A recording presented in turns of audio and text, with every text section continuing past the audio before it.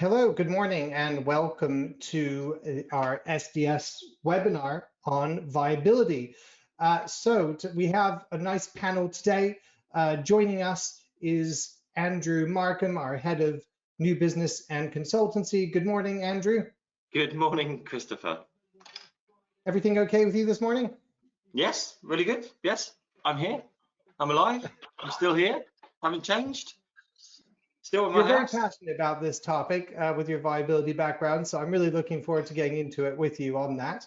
Fiona McCauley is our newest consultant to join your team. Fiona, good morning. Morning, everyone.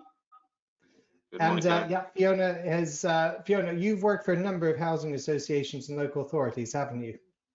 Yeah, so I've been in development for about 35 years now, and the last 18 has been as a consultant, largely working in the Northwest for both housing associations, some local authorities, and also private developers as well. So I also sit on a board of a housing association. So straight from school then, Fiona? You charmer. You absolute charmer. Thank you, Fiona. It's good to have you on for the first time. And Phil Diffey from Stoke. Hello, Phil. How are you? Good to have you here. Very good, actually, in sunny Leicester today. Oh, I see. Okay, you work for Stoke, but you live in Leicester. Yeah. I love that commute. Excellent. And Phil, you've been in viability for a few years now, right? And you work for a couple of different organizations? Probably more than a couple, actually. But yes, my background's very much in sort of the Midlands side of things. So I've worked for different housing associations and local authorities for about 18 years at different levels. I'm also on a housing association board at the moment, but currently working for Stoke-on-Trent City Council as development lead. So very much looking at land viability and servicing the two pipelines, both the affordable and their private side as well. Okay, well, Phil, thank you so much. Let's get into it. Today, we're talking about the moving goalposts of viability within the industry. We're asking the question, what is true viability? What are the core components? What do they mean? And how are they changing? So we've got net present value, internal rate of return, we've got the loan repayment periods, and these things all change depending on which stakeholders you talk to, depending on which organization. Local authorities will have different ideas than housing associations, and of course the private sector is its own beast. So I really just want to sort of start and say, what is true viability to you, Andrew? Oh, there's a question. There's a loaded question, isn't there? Well, I think obviously viability can mean a number of things for each organisation. I think it's been very clear what it is for that organisation. For me, that it satisfies the development strategy, that document that sits kind of in the shelf and that covers dust, and every now and again you put it off and think, oh my God, this is 3 years out of date. For me, does this scheme cover its cost over a reasonable period, and it doesn't adversely affect the business plan? I think that's a good starter for a conversation. And I probably for this wanted to touch on, looking at the loan repaid point of that. We all concentrate on the main key measures, financial measures we're talking about that here are, NPV, internal rate of return, and obviously the loan can be repaid. That's not always everybody's measure, but I think it should be considered and should be discussed, and more development people should really look at that position alongside NPV. Okay, and Fiona, what would if I said what is true viability to you? What would the core components have to be in that? Really echoing what Andrew's just said. I mean, obviously you've got to kind of look back to your development strategy, but you also have to look very closely at your business plan and how it links in with your business plan, what headroom you've got in your business plan, the kind of risk appetite your organisation has got, and all those things linked together to kind of inform what your viability should be. But the bottom line for me is the scheme has always got to break even or make a surplus, I would say. That would be my starting point. Within a certain period of time, Fiona? Yeah, certainly within a certain period of time, although that in itself is a shifting feast. I mean, I probably intimated that I've been around here for quite a while, and I remember when you used to have to break even within year 20, and now commonly now it's by year 40, if not exceeding that for certain types of schemes like extra care. So yeah, there's a kind of big shift in that sort of approach. Do you feel, Fiona, that people are changing their parameters because of local authorities? Good old Phil coming into the sector and with his low interest rates and even pinching some of those Section 106 schemes that are around. Are you doing that, Phil? What you're telling them to do. I think that's definitely the case. Obviously, local authorities benefit from having that PWLB rate, which no housing association is going to be able to compete with. So the only way that they can start to compete is by extending things like the loan repayment period. You know, it's a very competitive, well, certainly where I operate in the Northwest, and I'm sure it's the same throughout, it's a very, very competitive market. And if a board has got growth aspirations, then you kind of need to start looking at those key investment hurdles in order to make yourself competitive in that market. And certainly, you know, against local authorities and their PWLB rate, you are struggling a bit if you don't sort of look at things like your loan repayment period. We're not picking on you, Phil, for the whole of this hour. It's fine. I'm not defensive, I mean, I think it's interesting because I haven't worked around the Midlands as well. The thing I'll probably say about Stoke-on-Trent is it's coming from a historically low value basis. It is on the sort of up at the moment, but in that sort of sense, the competition's of a slightly different nature, and quite a lot of the work sort of more resembles regeneration work and sort of doing that placemaking. So we haven't generally had, there are housing associations that are operating there, but we're generally working with, and a lot of the sites that we're sort of bringing forward aren't your classic optimal, even for a housing association. We sort of look at it and go, oh, mine workings and sort of contamination and that. I mean, I think where we've looked at it, and I'm used to wearing several different hats, depending on who I'm reporting to at the moment, but sort of it's good because it begs the question back in the business plan, depending on if it's on the private side or the affordable. What are we actually looking to do here? Because I mean, I agree with Fiona's point completely that schemes should wash their face. But certainly for the programmes we're looking at, we've had to take a view where some schemes might be marginal, but we look at it on a programme basis. So that we accept that something has got to cross-subsidise somewhere, whether it's increasing internal rates of return on particular schemes, or accepting that, okay, we might have a fantastic sales product scheme over here that props up another sort of rented scheme, but that rented scheme actually makes a difference in that area with the council hat on and going, it's more regeneration. So I mean, where we've looked at it as a local authority, we've generally sort of got it into 4 categories. I'm used to repeating some of these in recent sort of chats, but is it there to make a pure surplus? Is that, in which case, yes, the individual viability is key. Is it regeneration? Are we taking a longer view, as generally only councils can, and go, actually, by doing this one, this will unlock schemes down the line that will get better returns? Is it that sort of approach? Is it to generate revenue? Obviously, local authority capital, yes, okay, goes up and down, but broadly revenue is a bigger thing for us. So actually getting those revenue returns on the rents can be key, more than sort of some of the other measures. And then that, to the private side, it's very much the portfolio value. So where we're looking at sort of market values, what does it add? The rental value might not be fantastic, but if it adds to a wider portfolio that, we can get that critical mass, that can help. So again, it's coming back to that business plan point that Andrew had raised. I completely agree. It's just we've got a couple of different ones that we juggle to depending which hats we're wearing. And then if it doesn't suit us, going back to the housing association point, or the private sector market, part of my job as well is going, actually, the market can sort this, let's dispose of. So it's for us, it's a critical thing. We will always look at, can we do this first? But sometimes there are other pressures of needing to raise capital quite quickly, which It's quite a bit for local authorities, where for the various reasons, someone else can make it work better, even with the interest rates we work with. I think that regeneration thing is quite key, actually, because often the role of a local authority is to be the first in there, isn't it? And kind of leave start raising the kind of, the area to get your housing associations and private developers in, on the back of that. And I think do you find that as well?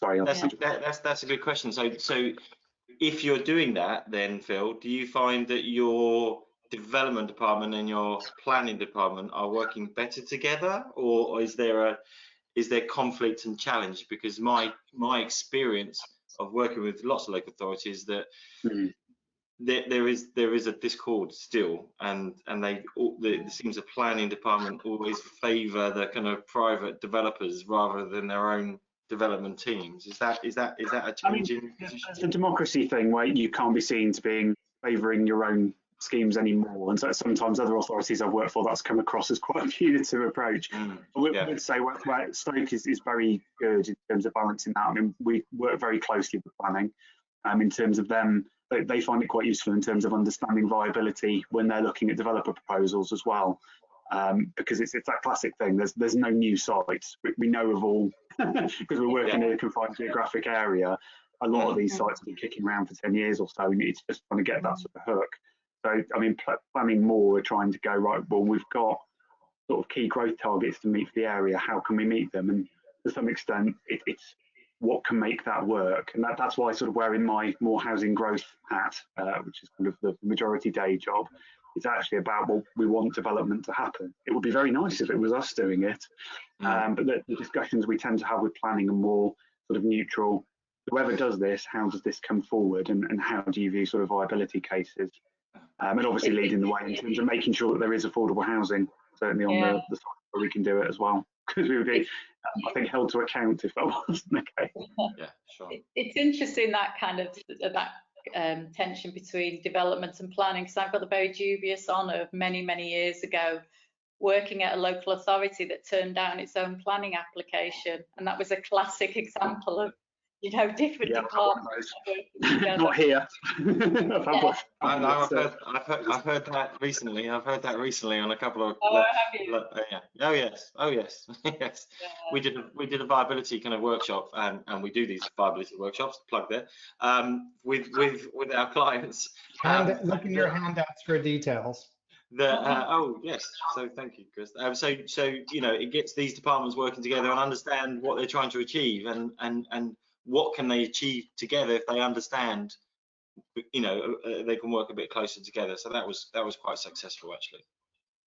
But you get those disconnects within housing associations as well. You get the finance department taking a very risk-averse approach. You've got your boards with great growth aspirations, and development trying to work between the two often, and that in itself can cause conflicts, that kind of total disconnect between your business plan, what your finance, risk appetite is, and what your board's growth ambitions are.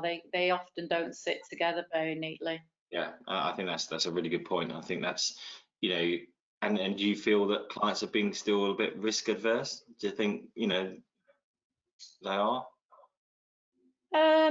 Yeah, I get that impression because of what we've gone through this year. If anything, it's turning back to a more risk-averse environment.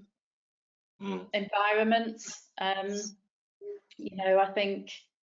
think that's very much the case. But then at the same time, you've got boards that are saying, to quote somebody, build, because they've got great growth ambitions. But actually, they're tying development's hands because the parameters that they've set and the investment hurdles they've set, they're just not competitive in the market. And that's being driven by a finance business plan approach, which is very risk averse.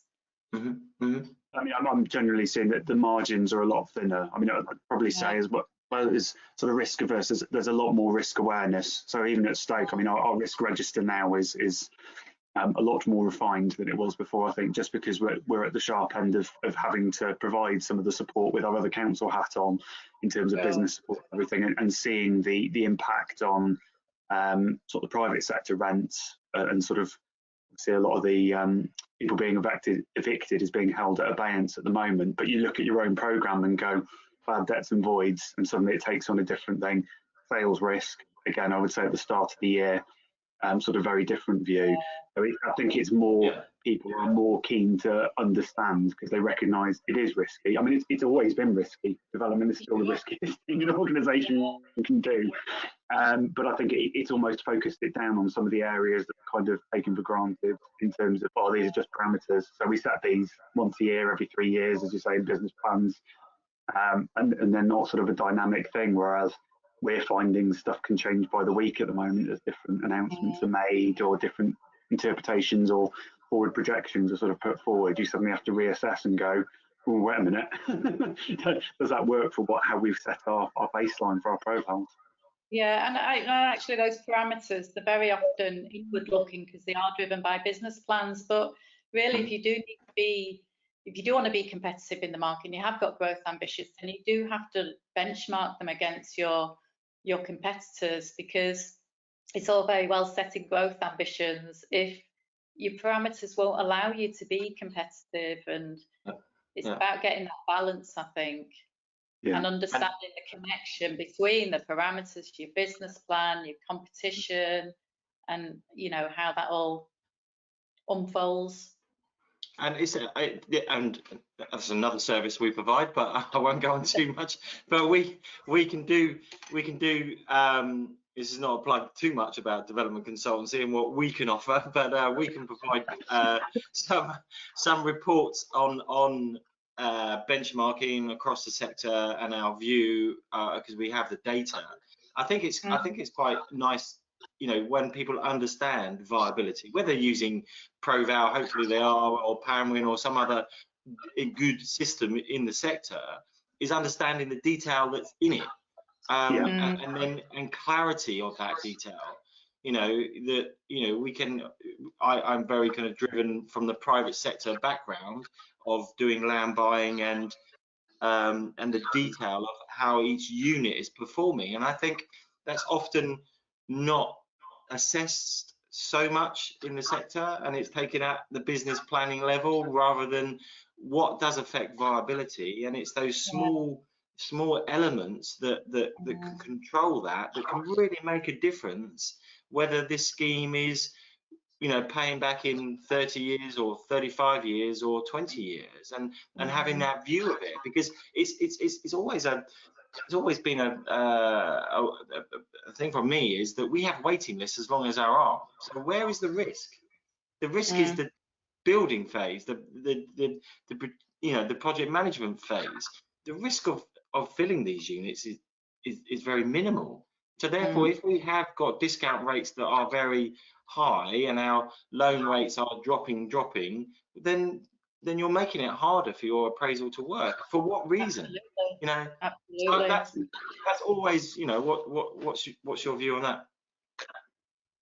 Well, personally, I couldn't agree with you more. It's I see that time and time again, and they're adding I'm seeing more and more an added layer added onto all the investment hurdles you're having to jump through. The normal loan repayment, NPV, IRR, and then on top of that, they're starting to look at the year interest is covered, because that can obviously adversely affect on your business plan. And then impairment issues are coming into it, which is obviously a big issue for regeneration schemes. And there is so much kind of leeway built in that I see, discount rates well above interest rates, and then they're asking for an IRR return over and above that, or an NPV that's so many thousand per unit, and there's just layer upon layer upon layer. And I agree with you, with the rented, affordable rent, social rent, what is the risk with it? What is the risk? There's always going to be a demand for it. Certainly within the next 40 years that we're doing our business planning over, it's not going to change. Of our lifetime, anyway. It seems to me that stakeholder management is what this conversation is all about, essentially. And there's a number of different ones. We've got planning, we've got the board, we've got finance. And Andrew, you've spoken about this. We're seeing a trend where local authorities, and in part you're kind of causing the trend because we keep telling them to do this. We're telling them not to give it out to housing companies. We're saying, well, why aren't you taking all this money in-house and seeing this as an income driver? And I know that John Stevens is also being very forward message to local authorities saying, this is income you could keep. Why aren't you keeping it? Well, I mean, Phil probably can say a bit more about this, but, local authorities have only just gone back into this space over, there was round one, round two, about 3 or 4 or 5 years ago. It started encouraging them, then the HRA has lifted. But remember, local authorities have had a very big commercial arm. They are very good at, commercial activity and have done. Shifting into a kind of back into resi is a slightly different position for them. So, and a lot of companies, popped up by saying to local authorities, give us your land, we will lease it for 25 years, and we'll give it back to you after that for £1, and we'll take, the rents, and we'll pay back the construction costs and the for that period, and I did a thing recently, very recently, for a local authority, and they said, is this a good offer for us? And if you're at capacity of what you can do and you have land, there's a very kind of separation out there, isn't there? Either a council has lots of land or it doesn't, and it has a capacity for funding, or not. It's kind of, it's very 50-50 split. So they either got land and they haven't got capacity to borrow funding, but that's been lifted, so they should be able to do it, or they haven't got land and they got capacity. So, and so these companies have popped up and said they've got a pension fund and we can invest in this for 25 years. We'll take the net rent and we'll pay for the construction over that period. But I kind of looked at it in Proval in detail, and this one scheme paid for itself in 15 years. Then all the money, was going back into this private company, and it was making them about £15 million from year 20 to year 45 or whenever they were kind of running it out. So I presented this back to the local authority and said, no, do it yourself, raise the capital, learn about the development process, get good people like me to do the viability for you, and or like-minded people, and help. Let's engage. So I meet with councillors. I show them viability. I can show them the stress testing of it, and now they're doing it themselves, and it's adding to them. But I can understand, that's obviously if you've got mitigating the risks, if you've got a lot of schemes going. I could see that point. And it's a mix, isn't it? Yeah, it's sorry to leap in, but a few views on that. And at Stoke, we've looked at a mix, to be fair. We have looked at the private deals. I mean, instantly our first thought is let's try and do it ourselves. And I think probably one of the biggest changes that's kind of driven it as well is the housing revenue account sort of cap lifting. Because having worked with a number of different HRAs, previously it's kind of its own little bubble. So as long as the numbers internally worked, it wasn't allowed to cross-subsidise the council sort of general financing. So it kind of plodded along and did its thing. And broadly, councils find it quite difficult to go out and build at that point. Raising the cap, I think, has definitely raised the ambition, and it's sort of getting that skill set and knowledge in and treating it, whilst you've nominally got an unlimited cap, going out and getting that borrowing still means you've got to prove the business case as well. So it's still got to work as its own thing, and that sort of expertise becomes, or professionalism is sort of probably the sort of different approach in there. I think where it gets interesting with some of these investment deals and things as well is how it can then potentially help the general fund, because certainly from the local authority point of view, one of the biggest pressures we've got at the moment is reducing grants from central government, so having to become very self-sufficient. So not only do individual schemes have to stack up, but it's almost like the opportunity cost is not just which other schemes could we do, but what other investment in the various things that councils do are we foregoing, and that risk will get logged corporately as well. So yes, they might be making a private company money after 15 years, but actually if that risk isn't on the books and the only risks are the lettings ones, which we've already talked about, are pretty low given the waiting list. It's where it sits in that overall thing, and I can understand sort of taking that umbrella view. Obviously I want to push the housing, so I'm fairly biased here in this. It's important to understand, particularly when you're talking about stakeholder management. Certainly in a local authority, your finance person will be thinking general fund and HRA, and your strategic decision makers will be going, actually whilst housing is important and there's all the knock-on economic benefits, particularly for Stoke for doing housing, it's looking at that wider sort of risk profile as well. And the classic thing of being strapped for resource, etc. That's what I say. Well, revenue is quite key for us. So things like having our private development arm actually opens up some options for revenue financing, which we can't do within the HRA. So again, it's what tools for what things.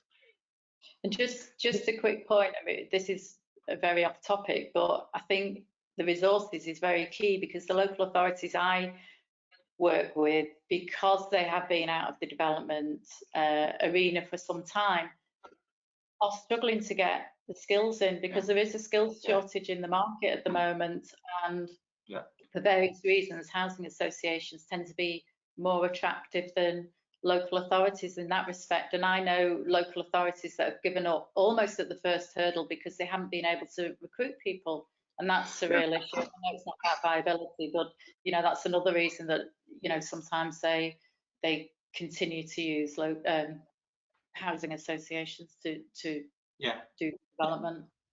Yeah, fair point. We haven't heard from our audience. I actually, it's my fault. I should have told you all right at the very beginning. We want to talk to you about this. What struggles are you having in viability? What trends are you seeing? And are you having stakeholder management issues that you'd like us to sort of help you with?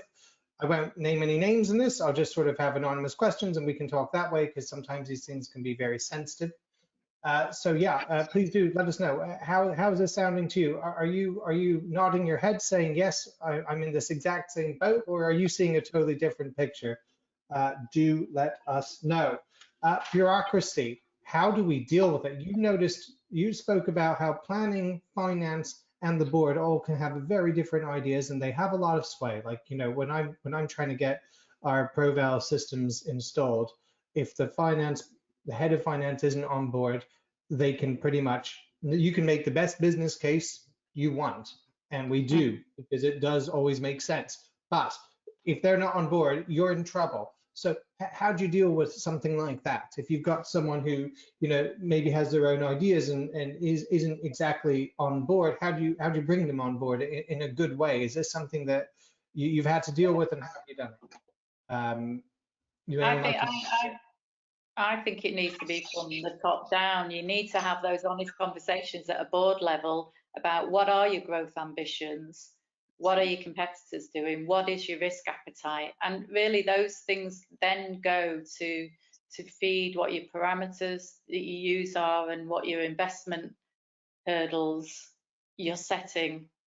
Because again, I mean, I've worked in the past for housing associations that are very cash rich, but have those growth ambitions, but have set such tight parameters. They're just not competitive in the market. You have to have those honest discussions and understand how they're all linking in to one another. Otherwise you are going to get that discord at the operational level. Andrew. Yeah, I'd move that as well. That's sorry. No, sorry. Over the years of working for SDS, we've come across this quite a bit, and we always had a kind of bit of a laugh and chuckle. So we're never going to get that client until that finance director moves. Yeah. And we always had. It was that you could always pick the certain clients that we knew that said never in a million days they're not going to move off their Excel spreadsheet that they developed, and they're holding on to it and going, no, I understand the formulas, I did the formulas, and we're not going to get them in to ProVal until that person moves on. So try and move them out of the organisation. Right. That's controversial. Yeah, I think I've worked for one of those organisations, Andrew. I remember a finance director that had their own bespoke spreadsheet. Doesn't matter. It doesn't matter. And then we look at the spreadsheet and there's little errors, like anything there are. You know, it's can be quite complex thing. And then they look at ProVal and go, well, I can't see the formulas. So clearly, I'm worried that the figures are wrong. And you're like, oh, right. You know, we've been through this. We've taken it out. We've copied. We've showed people the formula. You don't need to see the formulas. Yeah. Don't worry about that. That's a finance thing. We're in development. You know, what we want is a flexible, multi-tenure system that gives us the ability to go out there, make offers, assess a scheme quickly. Now, a lot of people say to me, like, ProVal is so complicated, so detailed that I can't do that. And I say to people, take the time. You know, I'm used to using Excel. I'm used to using land and doing residual valuations. You can do that in ProVal. You can do it. It just takes a little bit of effort of getting the training there, be comfortable with it, and then go. You know, so yeah. My point is, ship them out. Ship the old guard out. Let's get a bit fresh. Come on, let's open a book and let's look at viability. And if people don't understand viability, learn. And as you said about skills, you know, there is a massive skill difference in the sector. And you know, people like Sean Stafford I've worked with, they got some really good programs. He's very passionate about giving a bit more skill back into the sector, and so is SDS. We want to. You know, we're here. We'll help you. We will help people learn about viability. It's no secret. You know, it's not rocket science. We will teach people how to understand it and what you can get from it. That's the most important thing, is from a development person, is what can I get from that?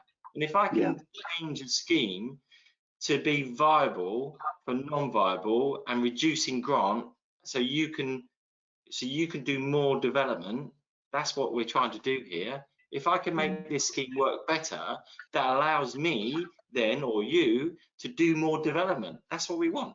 That's what we're trying to do. That's always what we want. I think it works both ways as well, isn't it? So that you've got teams that actually understand it. I mean, I've run a couple of training programs in the past, and one of my fundamentals for new development staff was understanding the basics of viability. Not aside from the software, the starting point was always getting there. And I've used a few tricks myself when we talk about stakeholder management. At a previous authority that was considering a development programme, I even went as far as having to build a spreadsheet myself that finance was able to pick over, and then just go, well, actually, there's stuff out there on the market that will do this. That doesn't mean that I've lost a week of my life. You know what I mean? But sometimes it's people understanding it on their terms. And I think that reluctance for general people to understand is almost the sort of intimidation factor of finance language. You know, we've talked about the sort of net present value. We've mentioned general rate of return, low repayments. It can actually be boiled down to quite basic things. And as soon as you explain that to people and keep reminding them, and it's familiarity and repetition, you kind of get there. You're not, as you say, you're not going to convince everyone, and some people will always scratch on the tools that they know. But understanding the fundamentals is a critical bit. Yeah, and I think that's even more critical nowadays, because I think one of the trends I'm seeing with housing associations is they're moving into that kind of commercial world. They're doing outright sale, they're doing market rent, where they sell the portfolio at year 20, and then they've got affordable rent and, you know, rent to buy, all those things thrown in the mix of a scheme. And it's very difficult to do a true viability on an Excel spreadsheet with all those variable types of tenures. And more I'm seeing housing associations wanting to get into those more commercial market rent, outright sale tenures. And, you know, you've got to really understand what your appraisals are telling you and what that viability is saying to you. And I do think there is kind of a real kind of skill shortage in places there. Yeah. It's that decision making speed as well. Sorry, go. I was going to say it's that decision making at speed as well, because I think particularly I was saying that things are changing by the week at the moment. The ability to make changes.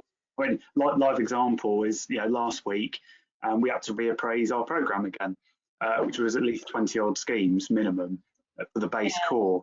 And you think, if I was doing that on an Excel spreadsheet, that would have been weeks of work. I managed to do it in 2 days. So, with some cross chatting with people as well.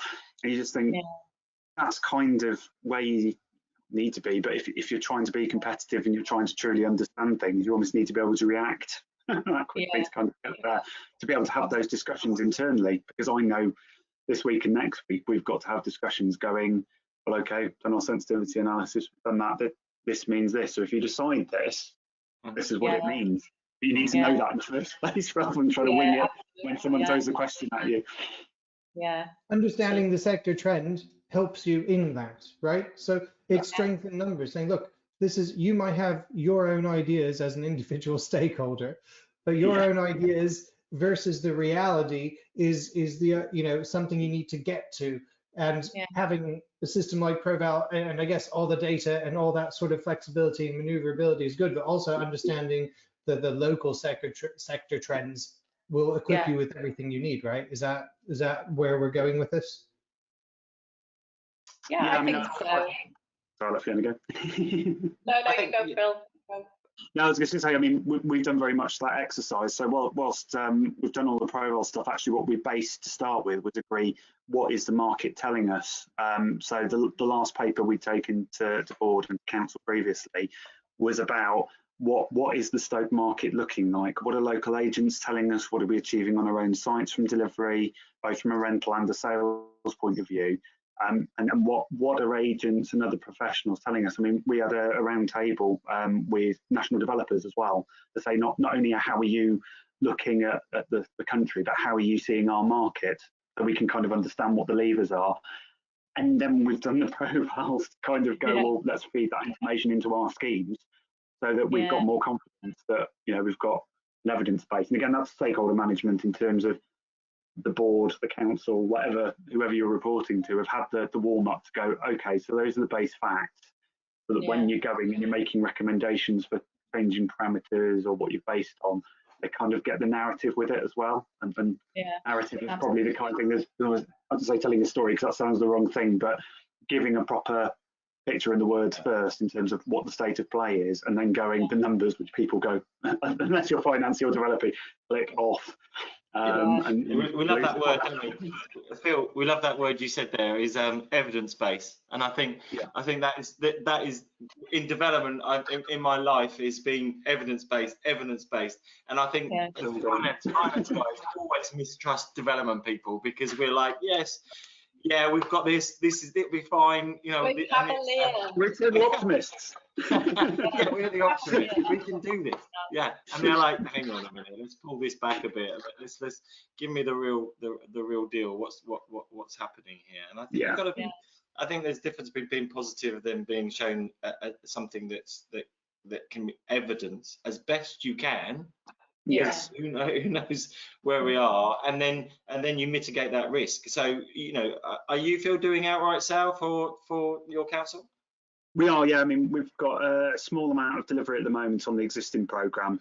This is on the private arm side. So we've got a small amount that's just coming to market now, and there's been a good level of interest, which has kind of buoyed us up a bit. But certainly pre-COVID, our business plan had about the 450 units we were looking at, about half of those were going to be sale. So the obvious discussions at the moment are, what do we do with that? What's the market saying? Do we take that risk? Do we push it back to the tail end? Because our original thing pre-COVID was actually we want to get those sales done as quickly as possible because they mean we don't have to borrow as much. Our loan's not as high, our interest isn't as much, so I actually want to sell more. Now we're trying to balance that risk appetite between, well, do we just do rent, in which case you won't get as many units because you're not getting cross subsidy, or do we put the sales back at the end, which previously would have been counterintuitive because then you're borrowing all your stuff up front, and if you don't get those sales, you still got like that buffer of things which might end up not being able to sell them and having to convert them to rent anyway. So it's trying to sort of get that feel at the moment as to what the pushes and pulls are, and that risk appetite. no one has a crystal ball. Yes, we can do it from what we know, what agents are telling us, but it's proof in the pudding, isn't it? It's a risk decision in terms of what do we think is going to happen, and then more importantly, from personal perspective, what are we going to do when something different happens? Don't be surprised.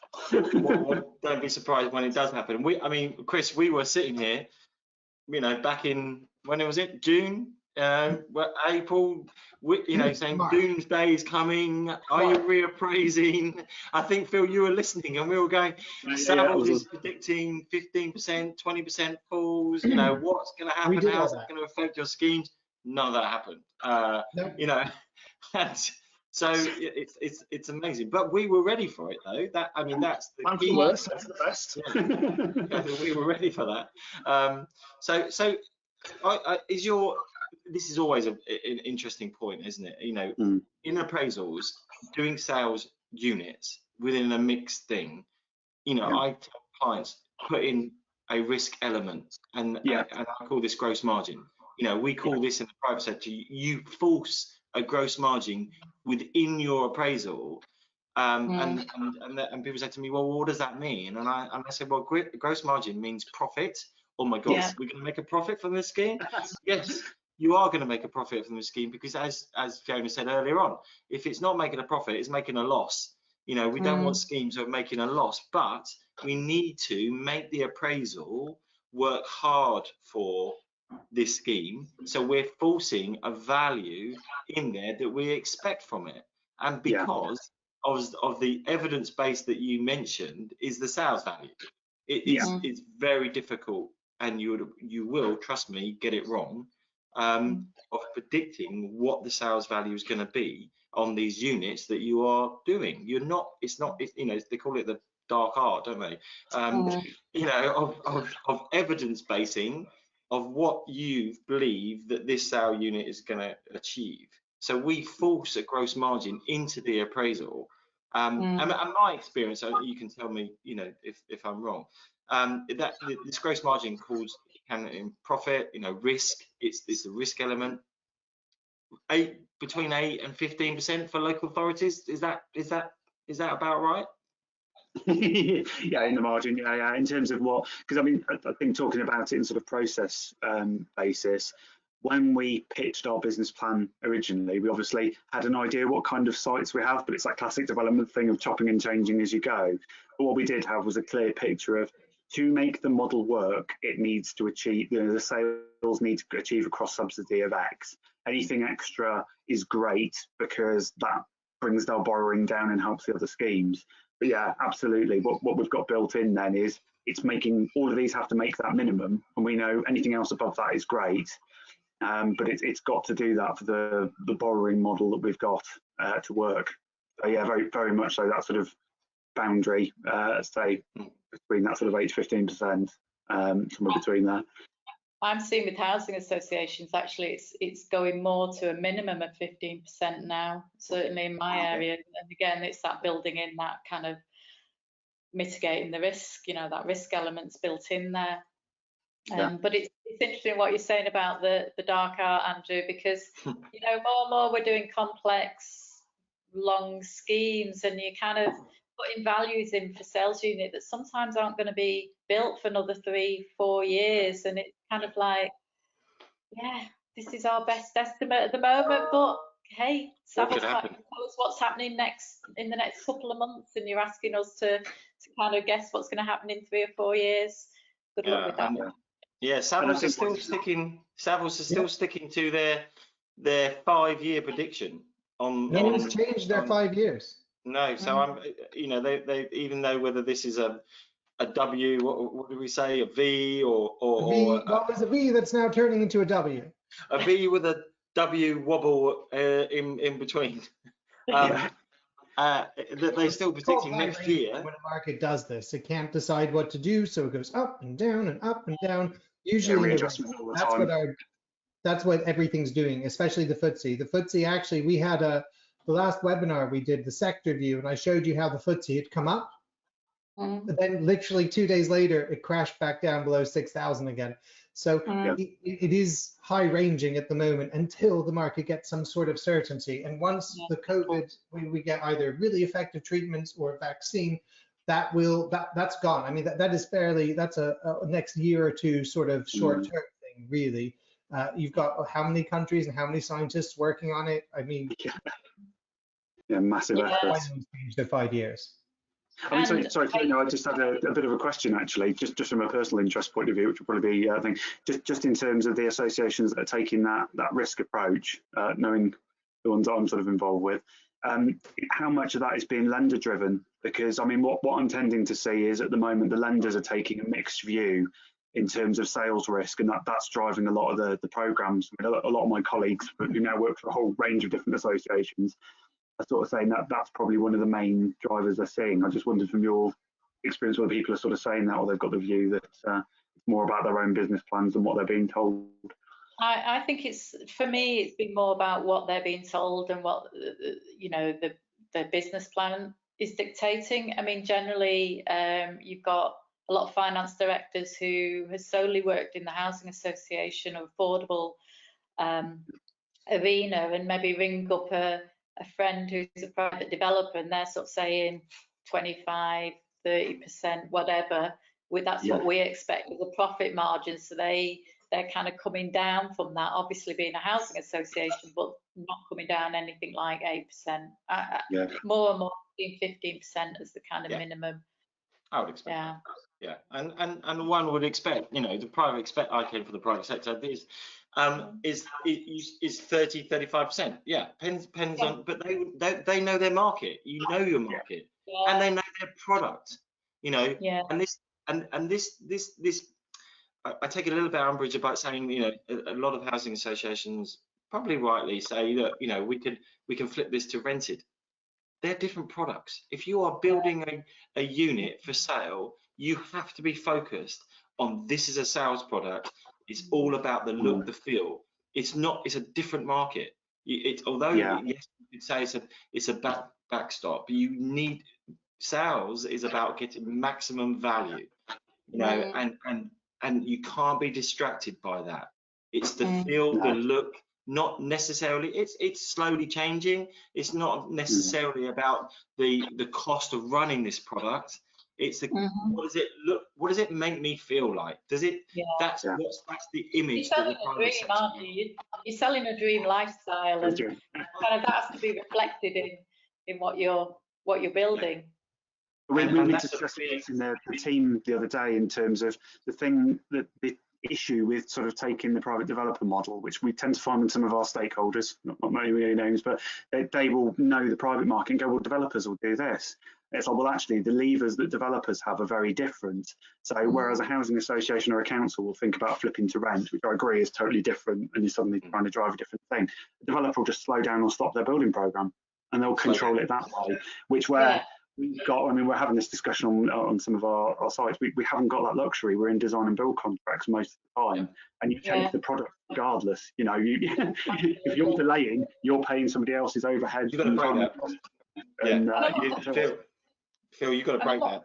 That's one of the key things. The key levers of, if you're doing mixed tenure, you've got to have contracts that are in line with the market. That is because this is the old trap they did. We've got 50 units here. Some of them are going to be sale and shared ownership, etc., and they deliver them all together. And you're like, there you go. Oh, the market has changed. Oh, right, okay, right, okay. So that's not good, is it? So you need. Yeah, I mean, what it's driving us to, sort of a wider thing, is taking us back. This happens every time. 2008 was much the same.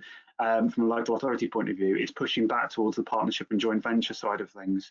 So the discussion we're having with developers now, and this I suppose is more of a uniquely local authority thing, but I have seen it on the HA side as well, is that actually, with my land-led hat on, doing the housing growth, we'll talk to developers and say, actually, you'll take your bit, we'll take ours. And actually, within those sort of contracts, you can have those sort of provisions of stop-start, because it's generally mutual interest to be able to do that. If the market's turning for one of us, it's probably going to affect both. And it's not necessarily about the profit share. It's exactly as you said, it's the flexibility. I mean, profit share is nice. That always sells quite nicely, but that's never a given. That's always where the market turns. But I agree completely, Andrew. It's the DNB contract is very much a product to achieve more a grant funding project of we have to have it by this point. We don't want to take any additional risk. The developer has to deliver for this so we get the grant. And that sort of model, having been used to traditional and DNB previously and the partnership contracts, it's knowing what is the appropriate thing, mechanism for each one. And what I'm saying is more people willing to talk about it. A lot of people have been burnt by JV and partnership contracts. Yep. So I think if you're going in, I'm going off piece a little bit, but it affects the finances because it's about control. A lot of the reason you want to lead on schemes and do it yourselves as a council is to retain control from a planning authority and as well as keeping the cash in house. But equally, it's if you then forfeit your control to a contractor in terms of you've got to have it by this point and you can't control that, or that time element within the appraisal, it affects your interest. It affects your sales values if suddenly market rents or debts suddenly spiral up. Actually having the ability to have that choice and share the risk on it, it is a big thing, but it's a big step as well. That's another big, never mind selling appraisal software, actually getting people fundamentally to a different model of delivery is quite hard. Yes.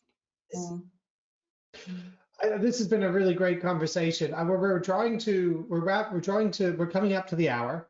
I know people are going to start having meetings to be getting to, so I should imagine our audience will probably start tailing off soon.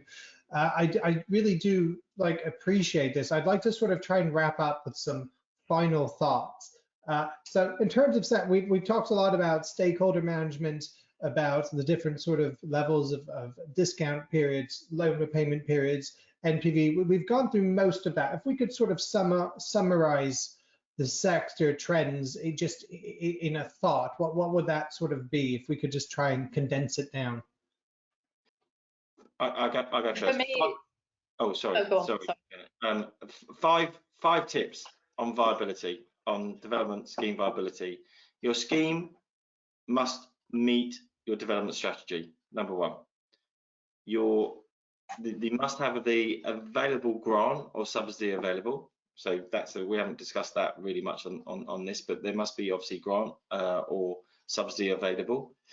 There should be a minimum adverse effects on the business plan. So we discussed that, it should be in line with the business plan and not adversely affect that, and carry a reasonable level of risk or understanding what the risk levels are on this scheme.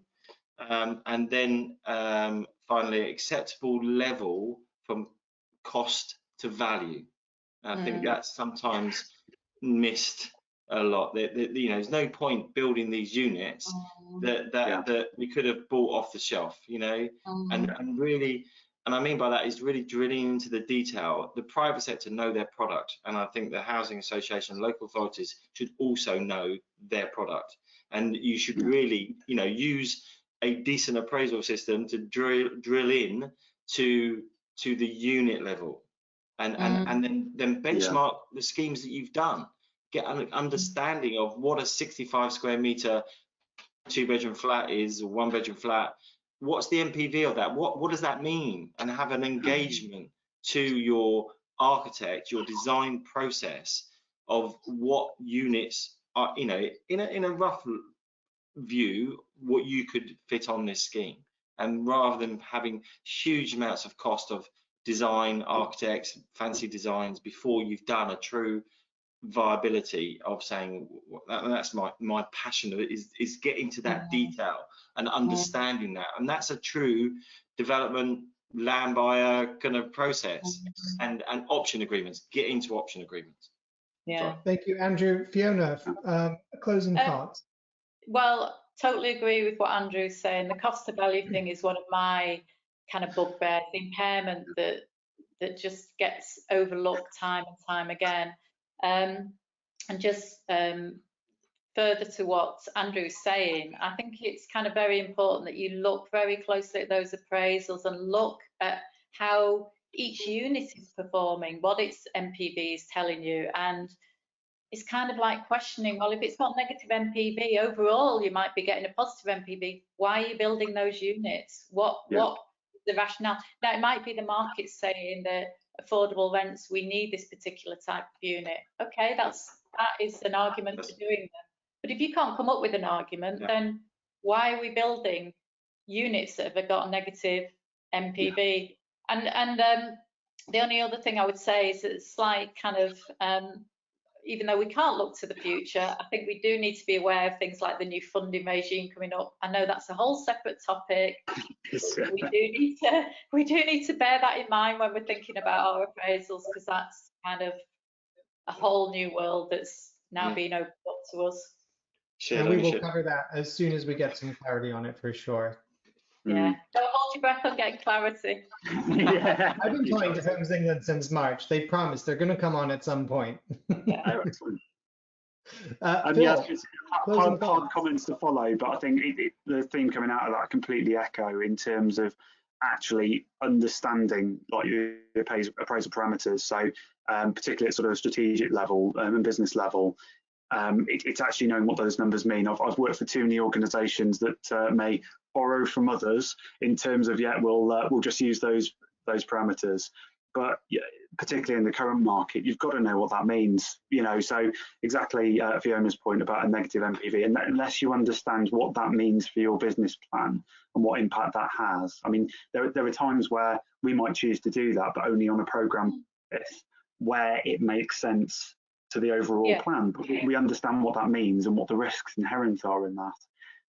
If you don't and just go, it doesn't meet the numbers, well, one, you might be missing out on a wider opportunity, or two, you won't know what levers to tweak to make it work. To go, well, actually, we can trade off. And this going back to Andrew's point, we had a phase of 2-bed units being a problem for us in terms of getting them to work in certain market situations. And it's like, well, actually, we can kind of control that because we're taking it through planning. So we can get the need element met, but actually understanding what impact it has on your appraisal, and suddenly things that were just under marginal, you can get to work. And whilst it might not make, if you're a product developer, you wouldn't do it. Actually, as long as it washes its face, that's all you can kind of ask for a scheme at the end of the day, if it has to happen.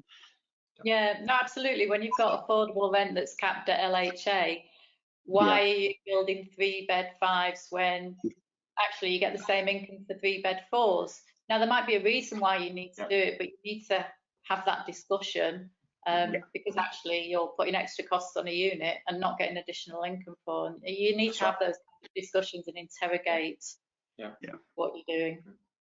Yeah. Well, I think we've come to some pretty solid conclusions there. Know your market, know your appraisals, have the right tools, and have the right, and engage properly with the right stakeholders as much as you possibly can. We will close with that. Everyone, we've got handouts if you're interested in viability workshops, consultancy services. We've got our webinar schedule ongoing if you want to have a look at that.